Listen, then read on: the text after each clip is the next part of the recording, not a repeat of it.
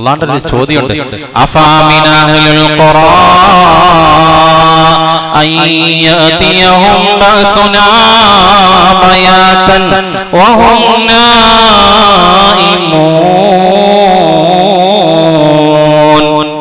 ഈ മുണ്ടക്കയിലുള്ള സഹോദരങ്ങൾ, ഉമ്മാനെ ചേർത്ത് പിടിച്ച് കിടന്ന മക്കൾ, ഉപ്പാനെ ചേർന്ന് കിടന്ന മക്കൾ, ഉപ്പമക്കൾക്ക് സ്നേഹം വാരിപ്പളർന്ന് ചുംബനം അർപ്പിച്ചിട്ട് പാതിരാസമയം ബെഡ്റൂമിലേക്ക് കടന്നുപോയ മനുഷ്യന്മാർ, ഭാര്യയോട് കിന്നാരം പറഞ്ഞ മനുഷ്യന്മാർ, മാതാപിതാക്കൾക്ക് ചുടുചുംബനം അർപ്പിച്ച മനുഷ്യന്മാർ, എല്ലാവരും ഒരുമിച്ചൊരു ബെഡ്റൂമിലേക്ക് ഒരുമിച്ച് കിടന്നുറങ്ങുമ്പോ പിന്നെ അവർ കാണാൻ, ഈ ലോകത്തിന് അവരുടെ കണ്ണുകൾക്ക് കാണാനുള്ള കഴിവിൽ എന്ത് സംഭവിച്ചു?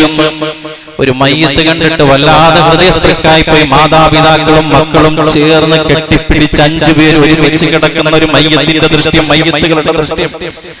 ആ സമയത്ത് അവരെന്തായിരിക്കും പറഞ്ഞത്? എല്ലാവരും 5 പേരും മരണത്തോട് മല്ലടിച്ച് കിടക്കുന്ന സമയം ആ ഉപ്പ മക്കളോട് എന്തായിരിക്കും പറഞ്ഞത്? ആ മക്കളുടെ നിലവിളി എങ്ങനെയാണ് ആ മാതാപിതാക്കൾ തരണം ചെയ്തത്? കെട്ടിപ്പിടിച്ച് കിടക്കുന്ന മയ്യത്തുകൾ മണ്ണിന്റെ അടിയിലെ നിന്ന് വലിച്ചൂരുമ്പോഴും അവർ കെട്ടിപ്പിടിച്ച് കിടക്കുകയാണ്.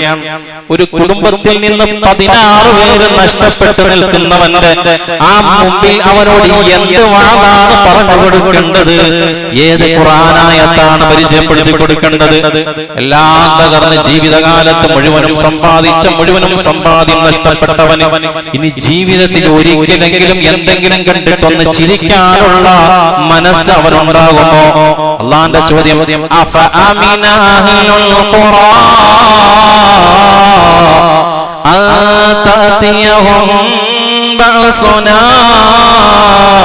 ബയാതൻ വഹും നായിമൂൻ. ഇന്ന് രാത്രി നിങ്ങൾ വീട്ടിൽ കടന്നു ചെന്നോ, നിങ്ങൾ ഭക്ഷണം കഴിച്ച് ബെഡ്റൂമിൽ കയറി ഡോർ കുറ്റിയിട്ട് 12-1 മണിയാവുമ്പോ ഈ പൊന്മുടിയിൽ നിന്നോ, ഈ തൊളിക്കോട് നിന്നോ, പുളിമൂടിൽ നിന്നോ, തോട്ടോക്ക് നിന്നോ, ഈ കുന്നിന്റെ മുകളിൽ നിന്ന് ഉരുൾ പൊട്ടിയാൽ അഫഅമിന അഹ്ലുൽ ഖുറാ അയ്യതിയഹും ബയാതൻ വഹും നായിമൂൻ. നിങ്ങൾ ഉറങ്ങിക്കൊണ്ടിരിക്കുമ്പോ എന്റെ പരീക്ഷണം, ശിക്ഷ നിങ്ങളിലേക്ക് വരില്ല എന്ന കാര്യത്തിൽ നിങ്ങൾ നിർഭയരാണോ? പാതിരാത്രി കിടന്നുറങ്ങുമ്പോ കുട്ടികളെ കെട്ടിപ്പിടിച്ച് ചുമ കൊടുത്തിരിക്കുമ്പോ നിങ്ങൾ പോലും അറിയാതെ ഭയാനകരമായ ഒരു ശബ്ദത്തിൽ ഉരുൾ പൊട്ടിയിട്ട് ഇന്ന് ജീവിച്ചിരിക്കുന്ന പറയുന്നത് ഇപ്പോഴും അതിന്റെ മോളിച്ച് ആ ശബ്ദം ചെവിയിൽ നിന്ന് മാറിയിട്ടില്ല എന്നാണ്. അത് നമ്മളെ വേരോടെ പിഴുതെറിയില്ല എന്ന കാര്യത്തിൽ നിങ്ങൾ നിർഭയരാണ്. പാതിരാ സമയം വരെ യൂട്യൂബ് കണ്ട്, സിനിമ കണ്ട് വെറും മൃഗങ്ങളെക്കാളും കേളികെട്ടവരായി കിടന്നിറങ്ങുന്നവർ ചിന്തിച്ചോ, നാളെ പ്രഭാതമാകുമ്പോ നിന്റെ ബോഡിക്ക് വേണ്ടി സർക്കാർ അന്വേഷണം നടത്തുകയാണോ എന്ന് ചിന്തിക്കണം. അള്ളാനെ ഭയപ്പെട്ട് ദുആ ചെയ്യത്തല്ലാതെ നിങ്ങൾ കിടക്കരുത്. ആദം നബി ഭൂമിയിലേക്ക് വന്നത് ഒരു കാര്യം കൊണ്ടാണ്. റബ്ബനാ വലംനാ അൻഫുസനാ വഇല്ലം തഗ്ഫിർ ലനാ വതർഹംനാ ലനകൂനന്ന മിനൽ ഖാസിരീൻ. ഈ തൗബയുടെ വാചകമായിട്ടാണ് ആദം നബി ഇവിടെ വന്നത്. അത് ഒരു ദിവസം ഒരു 3 പ്രാവശ്യം പറയാതെ കിടക്കരുത്. വീണ്ടും അല്ലാഹു ചോദിക്കുകയാണ്, അഫഅമിന അഹ്ലുൽ ഖുറാ അയ്യതിയഹും ബഅസുനാ ളുഹൻ വഹും യൽഅബൂൻ.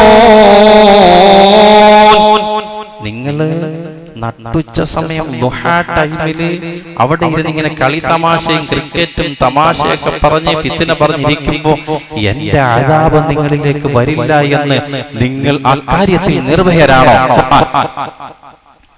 അല്ലാഹു കാത്തിരക്ഷിക്കട്ടെ, അല്ലാഹു കാത്തിരക്ഷിക്കട്ടെ. ഒരുപാട് ആയത്തുകളുണ്ട്.